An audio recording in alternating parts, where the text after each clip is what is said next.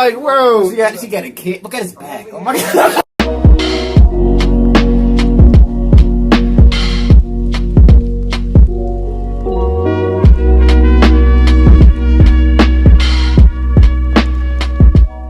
What's up, and welcome back to another reaction. This is Avengers versus the Seven, a CBR reaction. Yeah, Avengers versus the Seven. Avengers, a team of friends who are well trained, well organized, well skilled, and well put together combatants. They work well together.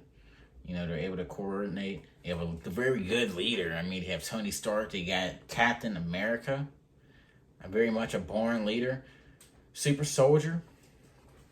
And they have the Hulk, indestructible beast, can heal, get stronger as he gets angrier. You have a super spy, combatant, assassin, Black Widow. You know, you get a peak human strength, pretty much. Ultimate accuracy, never misses, Hawkeye. I don't know if they're going to include him.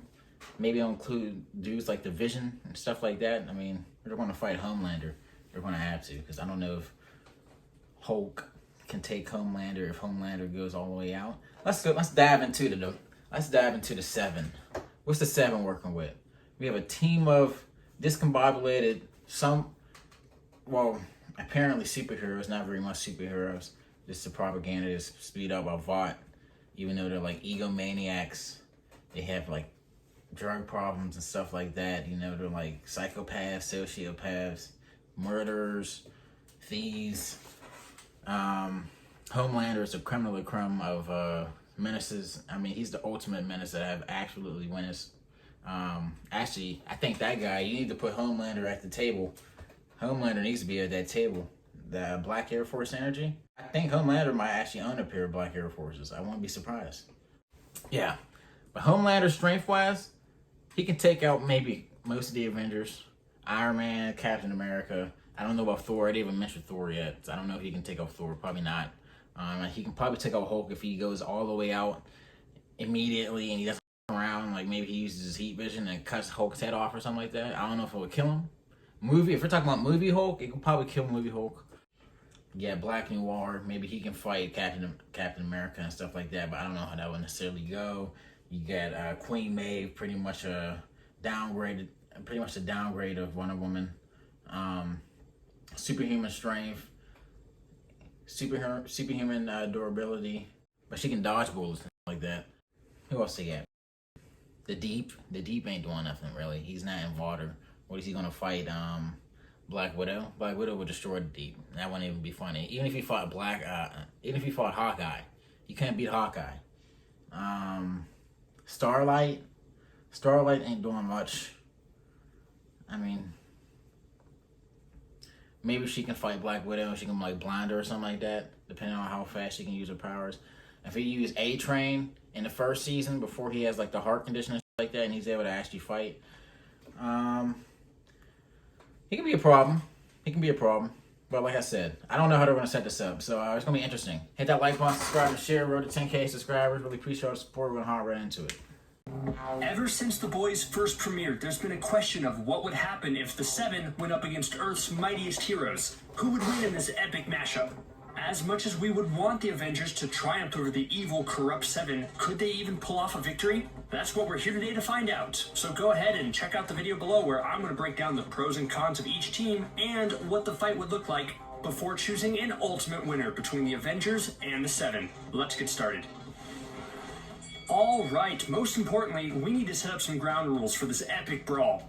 Mainly it's deciding which Avengers team is actually going to take on the Seven. If you say all the Avengers in Endgame, then that's incredibly unfair because that includes heroes like Howard the Duck, who is the strongest being in the universe, hands down. But if you say the original 6 Avengers from the first movie, then sadly I'm afraid the Seven would easily defeat our heroes and vaporize them into goo quicker than it takes A-Train to run a mile. That's why I have the perfect compromise to make it pretty fair.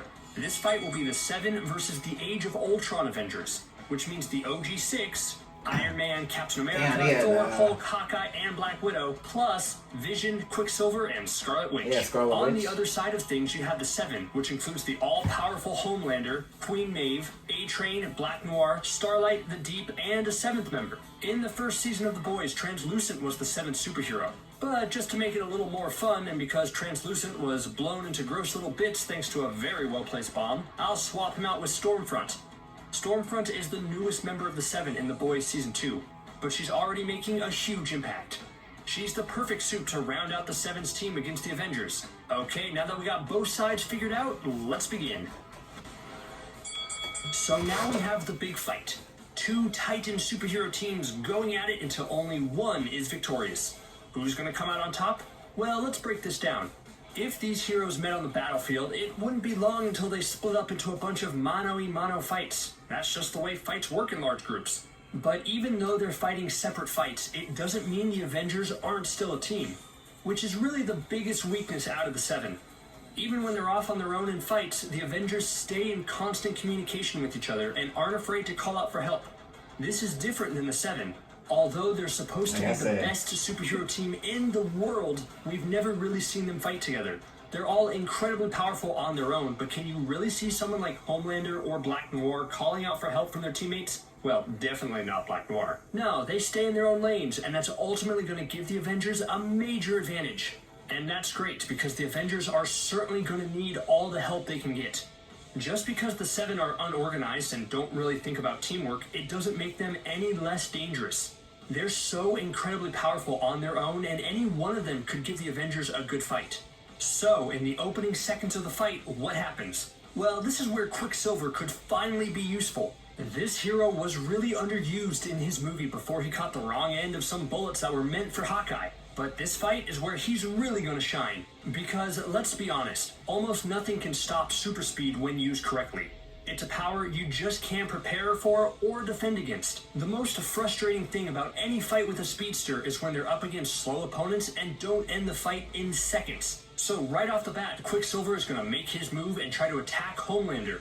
Yeah, I know, it's a crazy offensive strategy, but the Avengers would know that Homelander is their biggest threat and need to try something right off the bat in order to slow him down. So Quicksilver would go to attack the psychotic Superman stand-in, but alas, of course, it won't be successful, because the Seven also have a speedster on their side. It's A-Train. He'll intercept Quicksilver's attack, and then boom, speedster battle.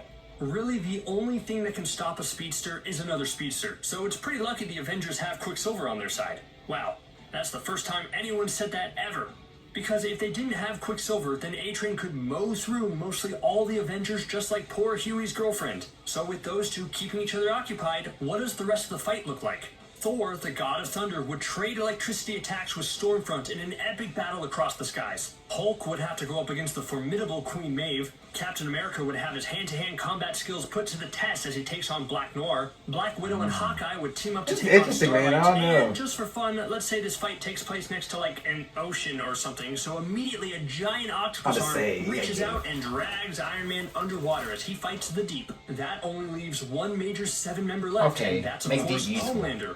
Who could take on this all-powerful hero? None other than Scarlet Witch and Vision. So Iron Man really has it tough. He's usually able to maneuver and take down any threat around him, but he's suddenly forced in a new situation as he's sucked down deeper into the ocean depths while fighting giant sea creatures. Hopefully his time underwater doesn't trigger some traumatic flashbacks to Iron Man 3, and he's able to keep his wits about him. But after everything he's been through, I think he'll be okay. Yeah, and while he's fighting the giant squid, you could no doubt bet he'll make a quip about fried calamari as he battles it out. I think the Deep would try to bring Iron Man as far below the surface as possible in order to crush him, but Iron Man would whip out that propulsor jet he used in Infinity War to escape. The Deep is going to get scared and try to swim away, and even though he's fast, Tony's propulsion is going to catch up with him and take the Deep out of the fight.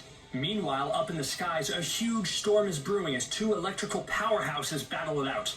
Thor has faced a lot of enemies in his day, but never one quite like Stormfront, mostly because their powers are relatively the same. Both control electricity and can use it to their advantage. We know that Stormfront is going to use social media as a major weapon in The Boys Season 2, but that won't help her out a whole lot when she's facing Thor. Still though, she's super strong and can fly, so Thor shouldn't take her lightly. Yes, a problem would probably be that Thor can't fly on his own. He has But a I'd like to whole think that fucking- after Thor Ragnarok, where cut he his truly head off. learned how to utilize his lightning powers, he can use it to fly. Or at least float. Yeah, Stormfront is a powerful force of nature, but unfortunately she went up against Thor. Any other hero she probably could have beaten, but it's hard to use lightning and weather powers against the god of thunder and one of the strongest Avengers. Let's go over to the other strongest Avenger, Hulk. He's up against Queen Maeve, and actually, I think the big green rage monster might be in trouble. Since this is Age of Ultron Hulk and not Professor Hulk, the Avenger isn't smart enough to think things through and will just start blindly smashing things. Sure, if he connects with Queen Maeve once, then she's in trouble, but she might be too quick for that. Her durability and stamina might make her too quick and agile for the Hulk to hit, leading to Queen Maeve either tiring Hulk out or cutting him in certain places like his heels as she jumps around. Hulk is gonna need some help. A much more even hand-to-hand fight would take place between Captain America and Black Noir. Both have super strength, both have durability, but Captain America is more of a brawler while Black Noir is highly trained in martial arts. This is going to be an incredibly close matchup. It really could go either way.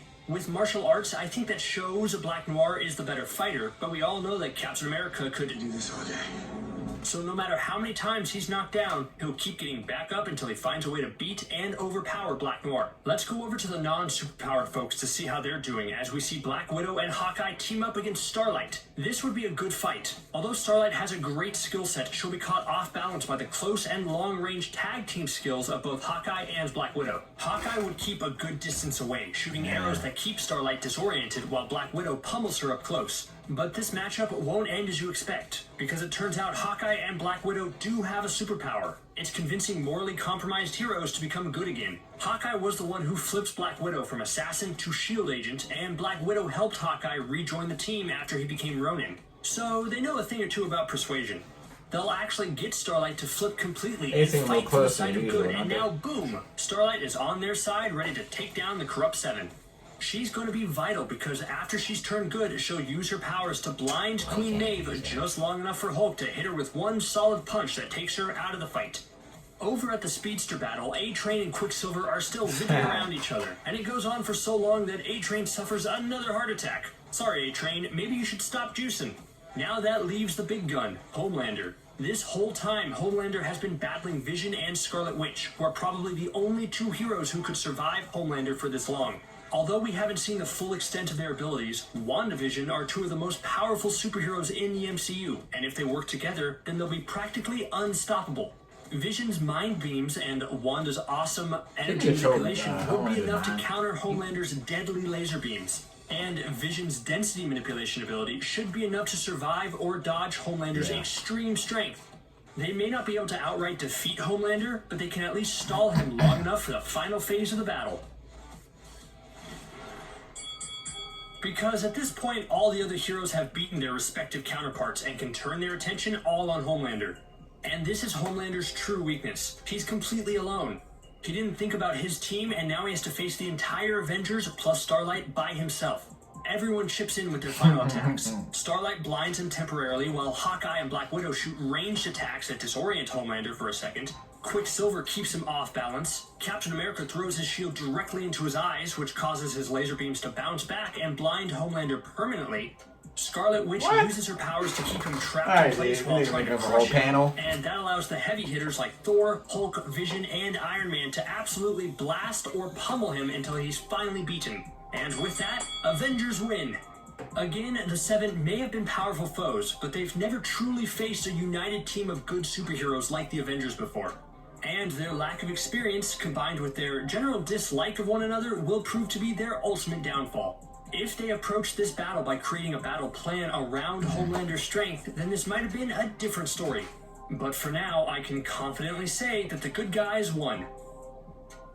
Yeah, I mean, towards the end, once they all just started teaming up on them, like I said, the Avengers are just coordinated like that, and they're able to fight amongst themselves and be able to stay, adjusted. I mean, so they would be able to hit them from every single way. So I was thinking that maybe Homelander would just start going crazy and he maybe kill someone. Like, because this previous season, like, you see how fast Homelander is, and I don't know if he's not maybe as fast as a speedster, but he's definitely, so I'm thinking he'd probably be able to take out at least some of them. Captain America, Black Widow. This probably went about as I thought it would. I thought Thor could maybe fight Homelander. I guess not. The movie Thor, his durability is not necessarily as a par. I mean, he survived a blast from a neutron star. So it's like, maybe he can survive Homelander's strength, but I think he probably could survive his heat vision. I mean, he survived a star. He can definitely probably survive at least somewhat of his heat vision. But yeah, this was interesting. Hit that like button, subscribe, and share, man. Let us know if you want to see more videos like this.